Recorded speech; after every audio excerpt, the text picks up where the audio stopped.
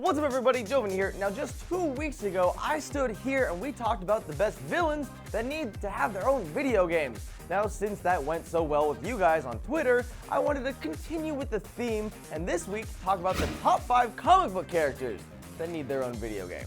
5.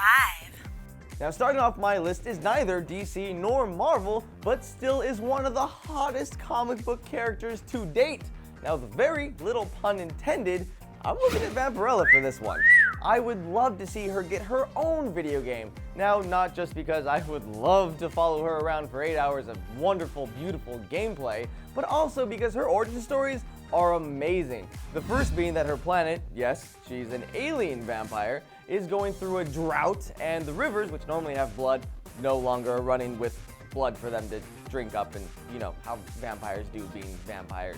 Anyways, so a spaceship from Earth crash lands there, and then she finds out humans, well guess what, we have blood on the inside of us. So she takes said ship, comes back down to Earth just to find out that there are a bunch of vampires already here, but they're all like controlled by chaos, and so she has to kill all of them. How is that just not the best concept for a video game ever? Every story of hers is so badass. This game needs to happen so I can play with her, as her. Come on, I'm not being sexist. I'm being a guy who respects and appreciates her story. Yeah. 4. At number 4, I'm moving towards the Bat family for my next pick. Now, obviously I had to pick one of them, but do I go with one of the Robins or maybe Batgirl? Hey, what about Batwoman? But I gotta choose Nightwing. It's just a classic pick there. The game could consist of some parkour elements, it would have some stealth elements, and fast-paced combat system. Yes, we got to play with him briefly in Arkham City with the DLC, but again, this is a list of characters who need to have their own game. Also, with Dick Grayson, we can see a story that starts off with him fighting crime in Bloodhaven, and then he has to come back to Gotham when Batman disappears to don the cowl in his absence. Now this actually leads to a really great moment of the comics when he goes to stop the Joker immediately finds out, it's like, no, this isn't the Batman, and he just stops dead in his tracks and he's like, hey dude, call me later when the real Bat gets back. Such a deep moment. It would be such a good game. Give it to me now. 3. Now I'm going to put the Green Arrow on this list here at number 3.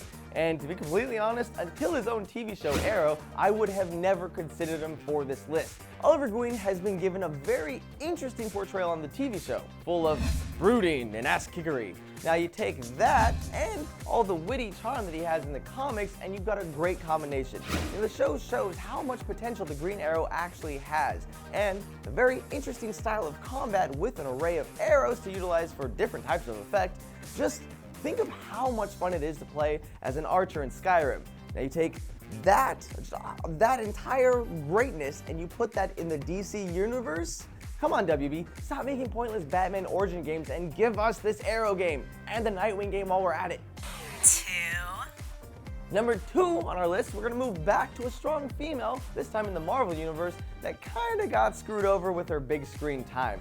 I'm looking at Natasha Romanoff, aka Black Widow, aka Miss Ha-Cha-Cha. And this is actually an interesting and very deep character. Now the Avengers, come on, she looks kind of funny, just standing there reloading her tiny gun next to Thor and the Hulk. But Black Widow can really kick some ass and hold her own.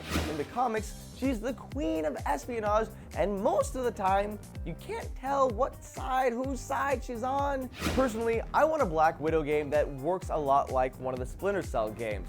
The combination of the two would fall into place seamlessly and would be an amazing game with great story. Now let's show off Black Widow as the strong woman who can take on an army and still come out looking great. I'm all for it. 1. Let's be real. If done right, if done perfectly, how freaking amazing would a Nightcrawler game be? Now in the comics, he's a fun, witty prankster who loves swashbuckling novels. Thus, why he's got the 2 rapiers and he fights with them. Now all of this with the ability to teleport and bamf around, it's just video game gold. Now here's a fun fact. Did you know that Nightcrawler is actually the son of Mystique and Azazel? You know, that red dude, he looks like a devil who can teleport all over the place in X-Men First Class? Yeah, that's their baby. Nightcrawler makes a lot more sense now, doesn't he? This game would need to rely heavily on a perfect combat system, being able to teleport around with an array of different attacks.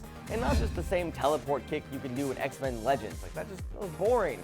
Kurt Wagner has been playable so many times before, and that's because developers, they know this guy has so much potential.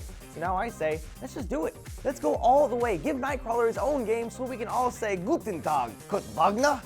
That was German. So I just dropped some obvious knowledge right all over your faces about what comic book characters need to have their own game. Now it's your turn to play. Hit me up on Twitter at the Jovenshire and let me know who makes it onto your top 5 list. Till next time, guys, thank you so much for watching. I'll see you later. It's a brand new year, and this week's top 5 is all about the games that make me all warm and tingly with anticipation in 2014. Let's get in there. 5.